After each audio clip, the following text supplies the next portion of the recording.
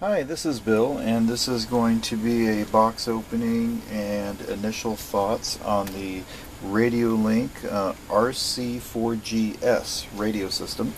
And this is how it came delivered from Banggood.com, and it took about roughly 2 to 3 weeks for this radio to arrive from the original order. And this is how the product comes delivered. I took the luxury of already opening up this and this product and taking a look at all the products and features. I reviewed the instruction manual and the product link pages that are from the website to make sure that I can kind of understand what is being offered out of the system before, so that way I didn't want to kind of blindly go over the features before. I don't want to make any assumptions, is what I'm trying to say. But one of the nice things that, compared to the original Radiolink radio that I had RC3GS system, which was the original release. And let me see if I can grab that radio. Here we go. Apologize for it being kind of old and dusty, but here's the original RC3S that I had. This, I believe, was their original release. Then the second version of it was that came out shortly after was the RC4G. This system came with a gyro built into the system, and that was probably about 3 or 4 years ago. And then after the RC4G was released, they came out with an updated version of the RC4G, where they updated the firmware to include additional menu features for the gyro mixing and fail-safe in the system. So that was just only a software-only update to the firmware, which I don't even actually have on this version of it. And one of the things that was there in the older radios was that they had this data port here, but when you open the tab up, it was empty. There was nothing functional about that. And one of the things that sold me on this RC4GS version was that they now have a data port that's included with it. And I haven't actually used it yet. They did come with a Radiolink disc. This actually contains a listing of PDF files for all the radio systems. Unfortunately, the software on here only contains for the RC3S and RC4G. It does not pertain to any of the new features that are offered by the RC4GS. One of the things, I'm gonna keep saying that a lot. I keep saying one of the. I apologize, but this is a brand new receiver that is called the RF4G receiver, which is a brand new system, and it uses a whole new not technology, but they have enhanced many things across this system. And one of those many things with this new receiver is it's considerably faster. So the older RC3S, the RC3S system operated at roughly 18 milliseconds. The RC4G was improved and it went to 17 milliseconds. And now with the RC4GS, with this new receiver, it now goes down to 12 milliseconds. So they've significantly increased the speed. The older systems were based off of a 8-bit processor in the computer. The new microchip that they're including in here goes from 8-bit to a 32-bit processor, and the number of frequencies that were used on the older system was only 2 frequencies based on the spectrum analyzer that I did. It was one of my other videos that showed the frequency pattern, and it was only using two frequencies. But on the older system, this new one now uses 16 frequencies, or 16 channels at a time. And on top of that, they've also improved the resolution of the or the number of precision in the steering, and the resolution increased from 2048 on the older system to 4096 resolution on the new RC4GS, and let's see, what else did they do?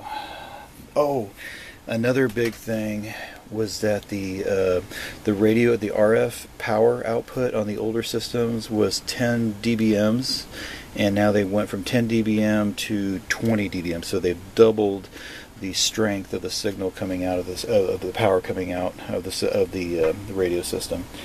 And as far as improvements there, those are pretty much all the main features that they've done. So I kind of, even though it looks pretty much like an identical system, that, you know, as far as the color and features, the big changes physically are really on the back, where the old system, I don't know if you can see here, there was a DSC port, then there's a charging port, and this is a Futaba style charger, which I've used many times. I've actually used it to charge LiPo batteries too within there, not balanced.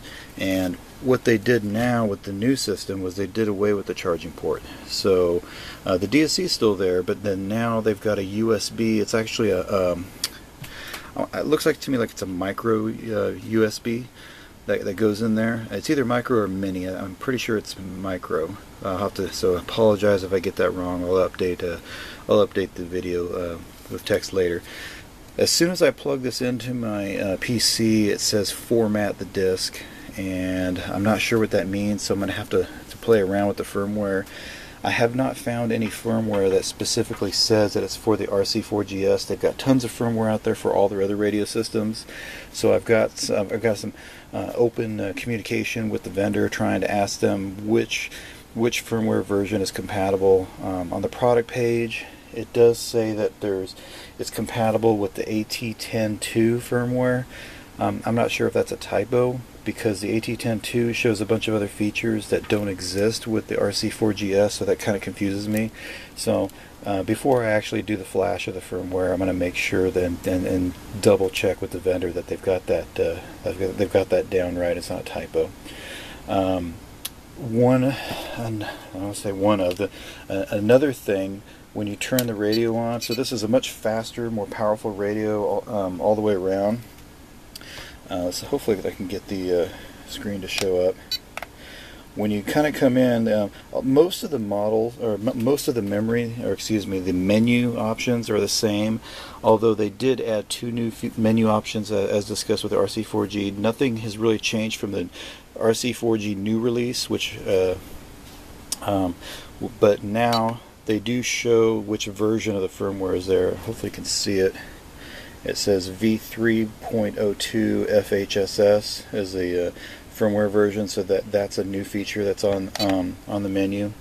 Another change they made on the menu is down in the ABS setting. It's a little bit easier to read. They have the features are a little more descriptive. Another thing that they've done is on Model 11, it used to say SUBTR, which is kind of hard to read, and now it actually spells out subtrim. Same thing for menu option 12. It used to say REV, and now it says reverse spelled out. So they've kind of cleaned up the menu to make it a little bit easier, more user-friendly. Down on menu option 18 under alarm, there used to be 4 different options for lithium 2S 7.2 volt alarm, lithium 3S for 10.8 volt, nickel 4S for 4.6 volt, and then custom. Now they've just have the 2 options there, and instead of calling it custom, it just says alarm, and you can actually, it's basically the same thing as custom. You can set the custom voltage or leave it at lithium 2S, which is kind of what they recommend. One of the things that was an issue with the first radio that I bought, and they've carried it forward, and I really don't think, I mean, what they did was they said that it supports up to a 4S LiPo, and that's kind of a misnomer. I ran into a problem when I ran mine on 4S. It actually killed the radio. I have ran it on 3S just fine, but it does say 15 volts. So when you pull out the pack in here, there's a little wording on there. It says 15 volts, and it also says 15 volts in the instruction manual that comes with it. So keep in mind, even though it says 4S LiPo, that means they still say 15 volt limit there. So keep that in mind. In the gyro mix, what's kind of nice is it gives you a percentage value. So as you rotate this dial, you see the rate going up to 45% and whatnot for the gyro gain. And what I found is when I'm drifting, I try not to use more than about 15% or so for my gain. And it shows you which, if you have the mix on for channel 3, and you can reverse the 3 and 4 channel between the knob and the button, and then you'll have to play with that accordingly. And the same thing here with the failsafe. They have a failsafe menu in here for you to be able to adjust your failsafe settings. And that's pretty much it. That covers the gambit. Let me see what else have they got. That's about all I know about from what I've been reading up on the system. So I can't wait to get this out on the track and put this in my Slash and do some racing with it, and kind of get a feel for the extra precision and the comfort. Or I shouldn't say comfort. There's no new comfort features with it, but I am looking forward to seeing how this holds up and compares on the track. I mean, I never had any interference problems, but I have heard from other people that they have had intermittent issues. But all those problems should be mitigated for those users. Now we've got from two channels to 16 channels. They've doubled the resolution. They went from an 8-bit processor to a 32-bit processor. The frame rate is now faster, from 18 milliseconds to 12 milliseconds.